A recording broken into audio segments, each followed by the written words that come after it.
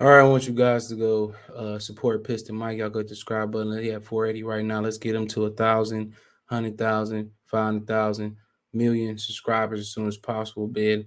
Let's help him put it down. Make sure you go over there and subscribe. If you like the Pistons, you want to support me, think about sending me a donation. Best way you can help me right now is go subscribe over to Piston Mike and go help him get his numbers up, putting in work, hard work, smart work, dedicated work, consistent work. So make sure you go over there and appreciate that work. So remember, the name is Piston Mike, and I have a link in the description. If you have a problem finding it on YouTube, it'll be under source link or Piston Mike channel link in the description. Peace. All right, man. Let's talk about apparently the Pistons still have interest to this day in Mitchell Robinson, even as well as Marvin Bagley's been playing. Bleacher Report is reporting that uh, uh, Mitchell Robinson, Knicks rumor Mitchell Robinson expected to be pursued by Pistons and Thunders and Mavs in the offseason. So let's talk about it. Check out Detroit Pistons Talk playlist. Thumbs up the video, share the video, subscribe to the channel. Next subscribe button is the bell icon button.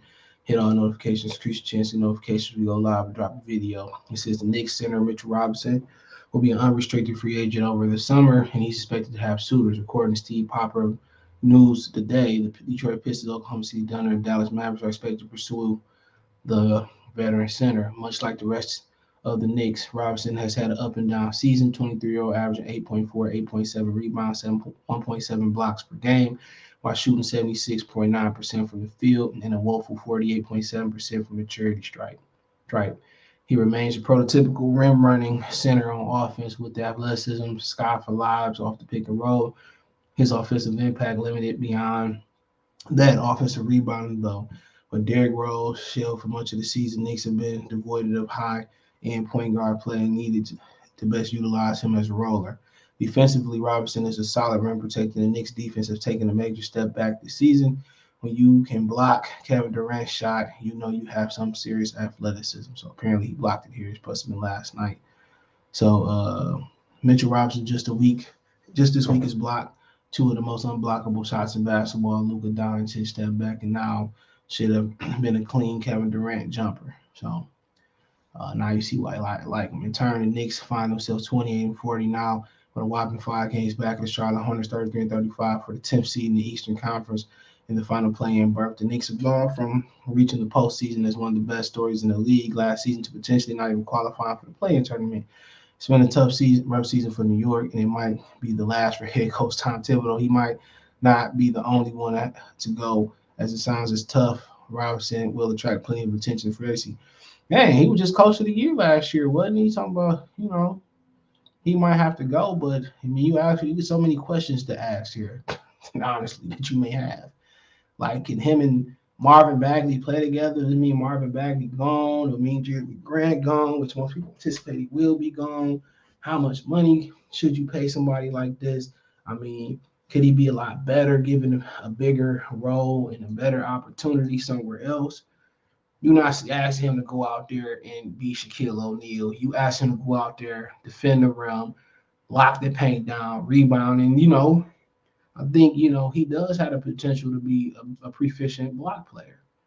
His free throw shooting is atrocious. You know, so you question. I mean, it's so many questions to be had. And this year he's averaging 25.1 minutes a game, and that's a second career high next to 27.5 points a game. Uh, he averaging 2.8 personal fouls the last 2 seasons, so he under three. So if you double his minutes somehow to around 60 minutes a game, he could, he will pile out, but it's not 60 minutes. So you say you put 10 more minutes, he probably add a foul onto that. So staying out of foul trouble.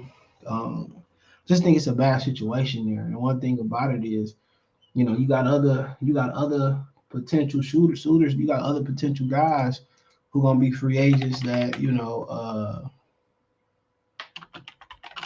that you can have. I mean, Mo Bamba's gonna be out there. I think he's more talented than Mitchell Robinson from an overall standpoint. I mean, you got Yusuf Nurkic. I mean, you got options. A lot of people like DeAndre Ayton. He about to turn 24. I mean, you got Thomas Bryan, who I believe just came off of ACL. They said he back. He under 25, 25 pretty soon. Mo Bamba, he be 24 pretty soon. I mean, shit, you got options. Andre Drummond, Bola if his foot right. I mean, you had Jalen Smith somewhere in there. I think he'd be free as well too. Nas Reed, you know what I'm saying? So I mean, you got options, but you really looking for somebody that's athletic and defender. You're looking for what they doing in Cleveland, at least with Jared Allen and Evan Mobley. That's what you're looking for. And the question is, this is so many questions to be had here. We gotta take them on. Question is okay, what is like the plan here? If you go get Mitchell Robinson, you're not gonna pay him that amount of money not to start. So is it like we gonna keep him and Marvin Bagley? Can you play them together? I think on most nights I don't think you can. I'm not sure. Can't you play them together? You know, Evan Mobley and Jared Allen just so athletic. You know what I'm saying? But Mitchell Robinson is really athletic too.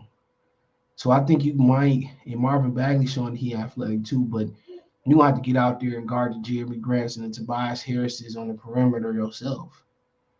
So that's kind of how I don't know if they can play together consistently, like 30 minutes together or 25, 20 minutes together. Could they play together? I'm not sure. You know what I'm saying? I don't think you can get away with that. I don't think Bagley good enough defensively to get out there. So then you're thinking, okay, Mitchell could be your five, right? Or Mo or somebody. Let's just say Mitchell could be your five, right? So then you saying, well, Jabari Smith, Shat Holmgren, and Paolo fit perfect next to him. You know what I'm saying? Because they both can go out there, get their shot, stretch the floor. Shat probably the better one defensively. So yeah, but can you go Marvin, Mitchell, Sadiq? You know what I'm saying? Jaden. So I'm not sure they can play together, but um, I'm not sure they can play together. I don't think so. So I think if you do go Mitchell Robinson, he a better rim defender. Then you probably go if you can keep him Jeremy Grant, then you probably go probably move Grant. I mean, how I would do it, bro. Hmm, I don't know. You looking for and Bagley not a rim defender, and they knew that.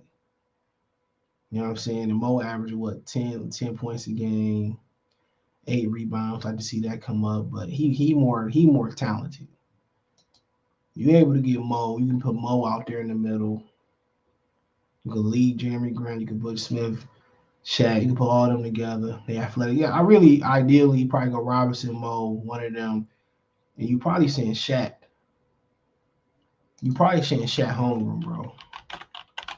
That's probably where you going. You probably see a Shaq athletic can match up with Mobley, can match up with Jared. Jared can match up with Jared. Jared Allen and Evan Mobley. Probably going. I'm not sure how good Jabari Smith is defensively though. But he getting a block a game and steal a game. If he good defensively too, then cool. But I just think Shaq Holmgren probably the guy you're looking at. I would love to have Jay Ivey in that situation. But you say Jay Ivey, then you say we're Mo and Mitchell in the middle. You probably seeing leaving Jeremy Grant at the four, or find another four to come in there, and then but ideally probably Shaq, Mitchell or Mo, Bay at the three, K in the back. Where it'd be nice to have Ivy, but I just think Shaq kind of fit a lot better, than Marvin and Mitchell or Mitchell and Jeremy Grant. But I just think I think Shaq Holmgren. I'm not sure how good Jabari Smith is defensively though. That's what I am saying. I don't know. I don't know how good he is, but I know Shaq Holmgren is really good defensively. Um, good offensively, can take you off the dribble. People say he's skinny. It ain't even like it's a physical league anyway. It's not even a physical league. So he getting 4 blocks a game. Shaq Holmgren is averaging 4 blocks a game, bro. He averaging 2 assists a game. He almost averaging 10 rebounds at 14. So And it's all under 27 minutes. 61% from the field. He's shooting, 3.3 threes a game, 1.4. He's shooting 42%. I mean, he looked like, fit and talent wise. I ain't really concerned about the size, because I'm not asking him to play the five anyway. I'm asking him to play the four next to Mitchell or Marvin or Mo. Right then and there, your only question is in the backcourt, K just need a running mate. That's your only question. I'd rather go with Mo. If I'm gonna pay some money, I'm gonna go with Mo. If I'm gonna just stick with Marvin, that's fine. Because Mitchell, Shat Holmgren can use some defense down there. But guard wise, like what can you do guard wise? I mean, you got Jeremy Grant, so you can flip him too. But guard wise, I mean, could you bring in Bradley Beal and convince him? Could you bring in Zach LaVine and pay him some money? Yeah, I mean, you got some options out there.